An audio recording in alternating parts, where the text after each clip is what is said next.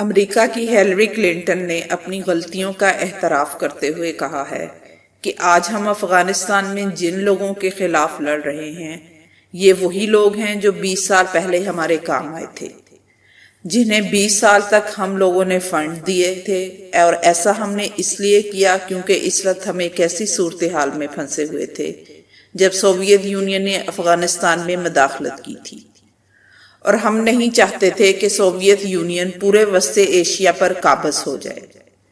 اسی لیے ہم نے ان لوگوں کو اپنے ساتھ ملایا۔ اس وقت کے صدر ریگن، کانگریس اور امریکی اسٹیبلشمنٹ سب معاملے میں متفق تھے۔ سب نے کہا کہ یہ بہت اچھا آئیڈیا ہے۔ ہم سب نے مل کر پاکستانی ISI پاکستان سے ڈیل کی اور پھر مجاہدین کی بھرتی کا کام شروع کر دیا۔ اسی مقصد کے لیے ہم نے سعودی عرب کو بھی شامل کیا۔ یہ سب کچھ سوویت یونین کو ہرانے کے لیے تھا۔ پھر کیا ہوا؟ سوویت یونین والے پسپائی اختیار کر گئے۔ وہ اس لڑائی میں اربوں ڈالر کا نقصان کر بیٹھے، جس کا نتیجہ سوویت یونین کے ٹکڑے ٹکڑے ہونے کی صورت میں ظاہر ہوا۔ یہاں تک تو ٹھیک تھا، مگر جو کچھ ہم نے بویا وہی کاٹ رہے ہیں۔ ہم نے پاکستان کو تنہا اکیلا چھوڑ دیا۔ ہم نے انہیں کہا کہ مجاہدین کو دیے گئے اسٹرنگز میزائل سے بھی خود نپٹو، سرحد کے ساتھ بچھائی گئی بارودی سرنگیں بھی خود ہی صاف کرو۔ ہم نے ان پر پابندیاں عائد کر دیں۔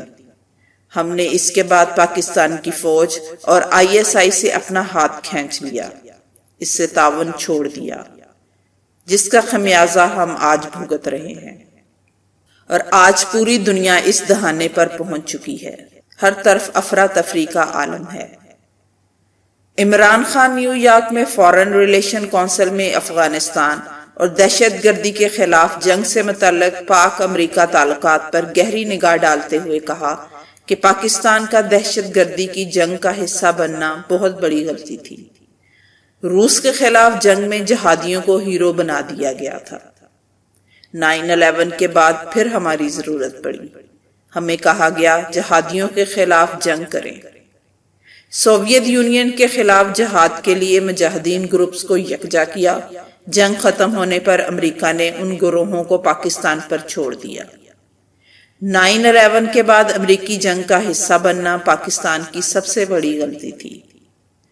وزیر اعظم کا کہنا تھا کہ امریکہ نے گروہوں کو پہلے یہ بتایا غیر ملکی طاقتوں سے لڑنا جہاد ہے۔ اب امریکہ کہتا ہے غیر ملکیوں سے لڑنا دہشت گردی ہے اور ان سے نہ لڑنا جہاد ہے۔ عمران خان نے کہا افغانستان کے حالات بہتر کرنا ہے، باڑ لگانی ہے تو افغانستان حکومت 27 لاکھ مہاجرین واپس لے۔ افغان امن ڈیل پر دستخط ہونے والے تھے کہ ٹرمپ کے فیصلہ بدلنے کا پتہ چلا۔ جنگ سے کوئی مسئلہ حل نہیں ہوگا۔ امریکہ کو افغانستان میں امن کے لیے اپنی فوج نکالنا ہوگی۔ افغانستان 40 سال سے مشکل حالات سے گزر رہا ہے، اب امن کی ضرورت ہے۔ ان کا کہنا تھا کہ افغانستان میں امن افغانوں کا حق ہے۔ طالبان آج 2010 سے زیادہ مضبوط ہیں۔ دنیا کو معلوم ہونا چاہیے آج کے طالبان 2001 والے طالبان نہیں۔ انہوں نے کہا کہ افغان مسئلے کا واحد حل جنگ بندی اور مذاکرات ہیں۔ طالبان سے مذاکرات کی بحالی کے لیے ٹرمپ سے بات کروں گا۔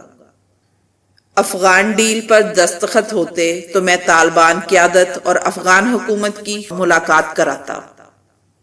خواہش ہے امریکہ کی جانب سے طالبان ڈیل ختم کرنے سے پہلے ہم سے مشاورت کر لی جاتی۔ جب جنگ اور مذاکرات ساتھ ساتھ ہوں تو ایسے واقعات کا خدشہ رہتا ہے۔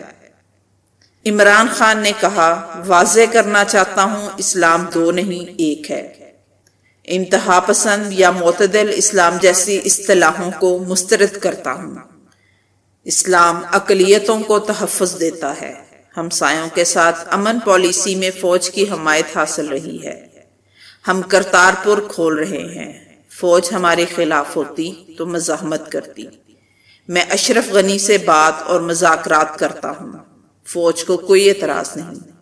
فوج نے سیکیورٹی ایشوز کے باوجود حکومتی اقدامات کی حمایت کی۔ میں نے سادگی اختیار کی۔ پاک فوج نے اپنے بجٹ میں کٹوتی کی۔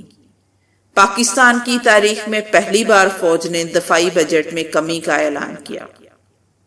وزیر اعظم نے کہا، چین نے 450 حکومتی اہلکاروں کو کرپشن پر جیل میں ڈالا۔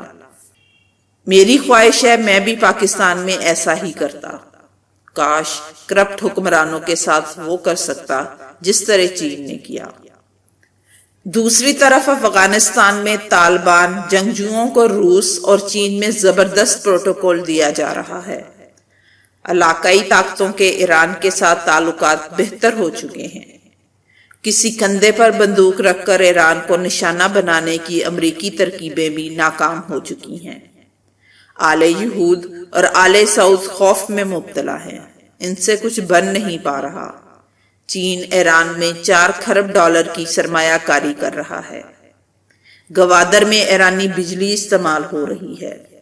ترکی اور روس ایران کے ساتھ مل کر سعودیہ کو دیے گئے میزائل ڈیفنس سسٹم کا مذاق اڑا رہے ہیں۔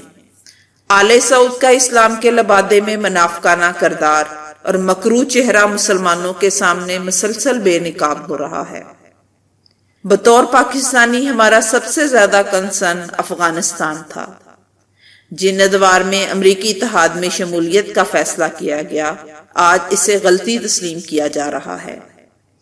پاکستانی حکمرانوں نے امریکی اور سعودی ایما پر ایران کے خلاف براہ راست اپنی سرزمین کو استعمال نہ کرنے دینے کی جو پالیسی اختیار کیے رکھی ہے، اس کی تعریف کی جا رہی ہے۔